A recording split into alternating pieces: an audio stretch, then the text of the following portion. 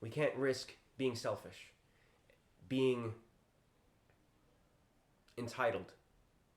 We have to be willing to move, to change, to understand the need of this community, not just what we want, but what will be needed in order to make the best opportunity for people who are here, who will live here, who will study here, and who will continue to depend on this place for a better life.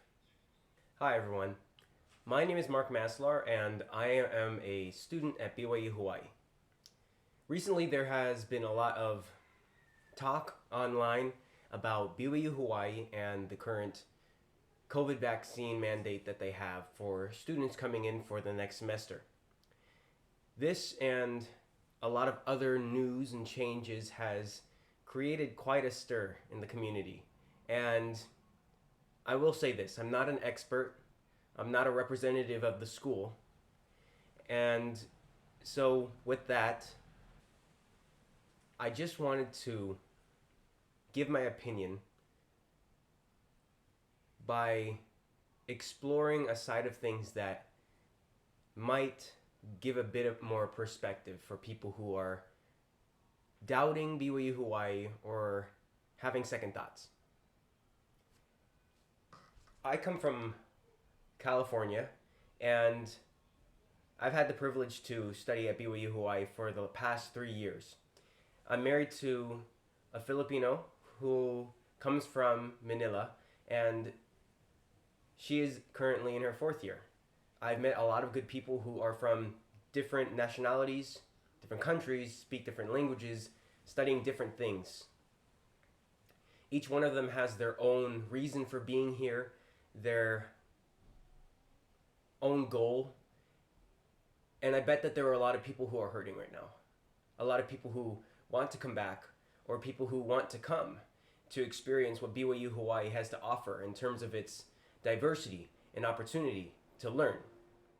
COVID-19 has been quite an experience for all of us, and it's uprooted plans, caused many of us to change our courses and to try new things. And with that, I think that BYU Hawaii has had to do some of those things as well.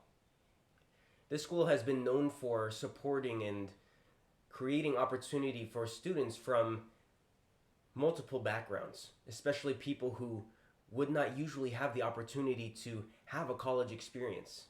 I'm talking about my friends from Mongolia, from Malaysia, Indonesia, from Polynesia, Australia, from New Zealand, Europe, Africa.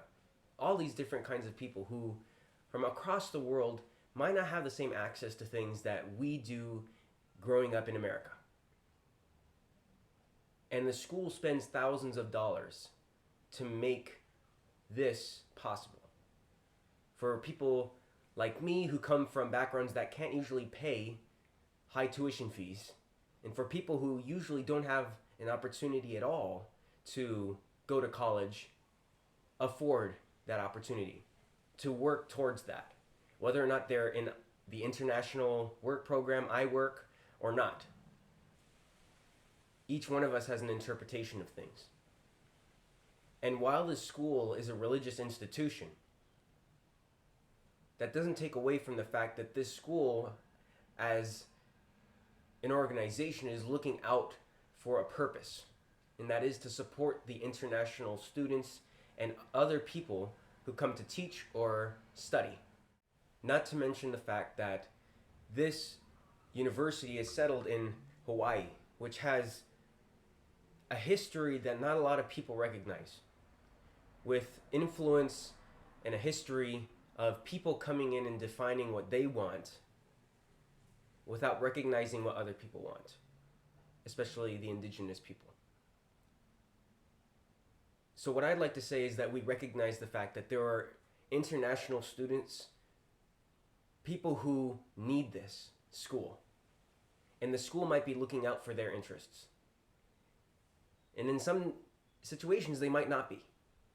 But that's because the school is limited in its resources and limited in its housing. There's a lot of things that are going on because of COVID-19 that make things difficult. Does that mean that this school is perfect? No. Does that mean that we have to rail against them and force them to change? To a certain degree, change is needed. But when the school is simply trying to support the people that it needs to in order to help those who are here study, to keep going, to have enough money in order to support the students who are working here, all the operations that go into that, I can understand why they want to have this mandate. They want to protect the students who are here, knowing that these students go out, have fun, travel, do all different things that could possibly make them more at risk for getting COVID-19 than others. Is that fair? It might not be. But this is a community, a small community, one that the closest hospital isn't a big hospital that you might expect from most states in the US. The closest hospital is an hour and a half away, really. There's not much that this community can provide that will be able to shield its people from COVID-19 unless we have these guidelines in place and make it safe. Because if we can't protect the people who already live here from COVID-19, how could we then protect the students? And how can we then support the education of the thousands of people who are currently studying here, the people who are working here and relying on this institution to help their families when the pandemic is still a big thing? So we can't risk it. We can't risk being selfish, being entitled. We have to be willing to move, to change, to understand the need of this community, not just what we want, but what will be needed in order to make the best opportunity for people who are here, who will live here, who will study here, and who will continue to depend on this place for a better life.